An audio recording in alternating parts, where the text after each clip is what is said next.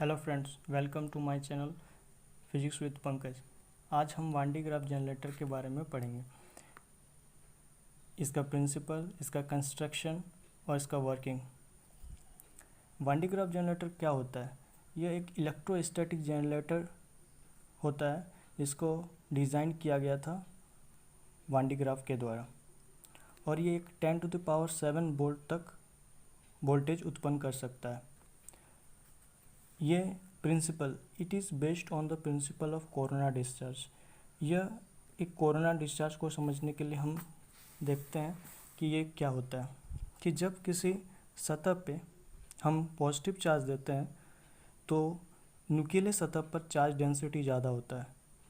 तो इससे हम ये देख सकते हैं कि charge density directly proportional to 1/r, यानी यदि रेडियस कम होगा तो वहाँ चार्ज डेंसिटी ज़्यादा होगा।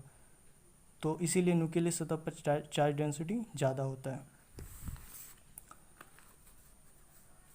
As well as a large amount of charge can be placed on the outer surface of a spherical cell to increase its potential. Construction: it consists of a large conducting spherical cell of radius 5 to 7 meter placed on an insulate stand of height 12 to 15 मीटर। आइए इसका हम diagram देखते हैं।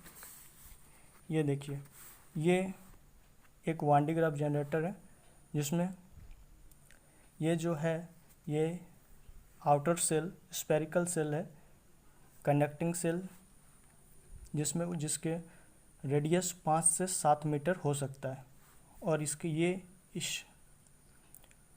Stand जो insulated है इसकी height 12 से 15 मीटर होती है। Then a belt made up of rubber और silk runs over the pulleys P1 and P2 with the help of electric motor. ये देखिए, ये P1 एंड P2 दो पुलिस होते हैं जिसके ऊपर ये एक बेल्ट जो रन करती है। A spray comb B1 is connected to earth STB high tension battery. ये एक देखिए, ये B1 और B2 दो कॉम्ब हैं। इसमें से जो B1 है उसको हम स्प्रे कॉम्ब कहते हैं, और जो BT होता है उसको हम कलेक्टिंग कॉम्ब कहते हैं। तो spray comb B1 is connected to earth STB high tension battery. Collecting comb B2 facing the belt is connected to the spherical shell. ये जो VT होता है वो स्फेरिकल सेल से कनेक्टेड होता है और उसका मुंह बेल्ट की तरफ होता है। When the belt runs upward, it carries the positive charge up to the collecting comb।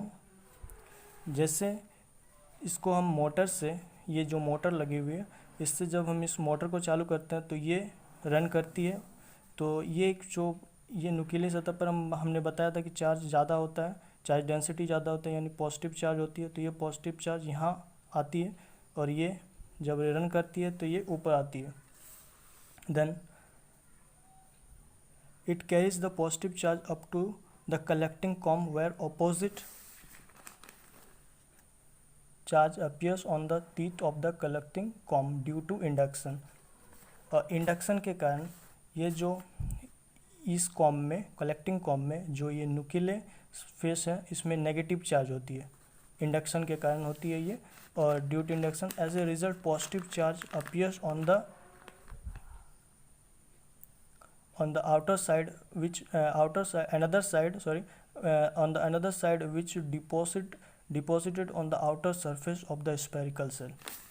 Induction के कारण जब ये नेगेटिव चार्ज होती है तो इसके अपोजिट साइड में पॉजिटिव चार्ज होता है, तो ये पॉजिटिव चार्ज इसमें स्फेरिकल सेल में आ जाता है।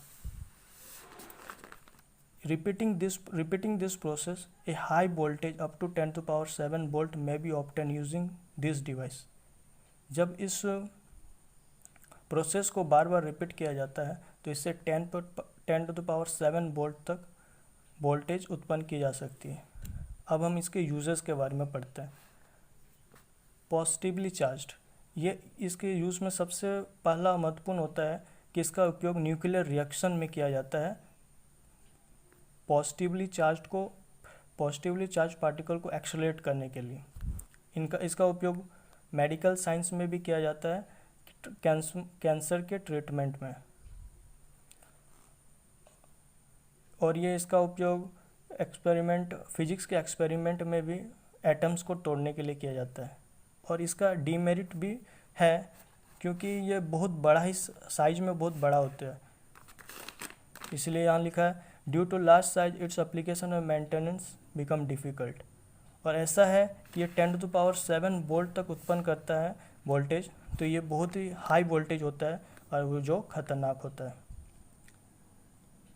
तो गाइस, मैं आशा करता हूँ कि आपको ये वीडियो समझ में आई होगी, आपको वान डी ग्राफ जनरेटर के बारे में समझ में आ गया होगा। Thank you.